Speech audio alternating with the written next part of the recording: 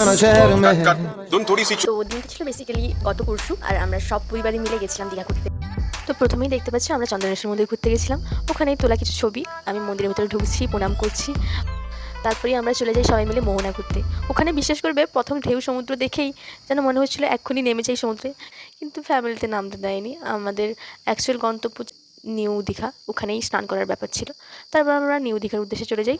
ওখানে স্নান টান করে আমরা চলে যাই তাজপুর। ওখানকার কিছু, আর তাজপুর সত্যি খুব সুন্দর জায়গাটা। ওখানে আমরা প্রায় ঘন্টা 3-4 ছিলাম, সবাই মিলে বসেছিলাম, সমুদ্রের হাওয়া খাচ্ছিলাম, আর খুব এনজয় হয়েছিল। আর যেহেতু এটা পূর্ণিমার দিন ছিল, যখন সন্ধ্যার পর আকাশে চাঁদ উঠেছিল, খুব সুন্দর লাগছিল চারদিকটা দেখতে। তারপর আমরা ওখান থেকে চলে যাই তালসারির দিকে। তবে সন্ধে হয়ে যাওয়ার জন্য ওখানে আর কিছু করা হয়নি, আর ওখানে কোনো ছবিও তোলা হয়নি। তো রাতের বেলা ওখানে খাওয়া দাওয়ার করে আমরা আবার বাড়ির উদ্দেশ্যে চলে আসি। আর এইভাবে এরকম ভিডিও পাওয়ার জন্য তোমরা আমার চ্যানেলটাকে সাবস্ক্রাইব করবে। Thank you.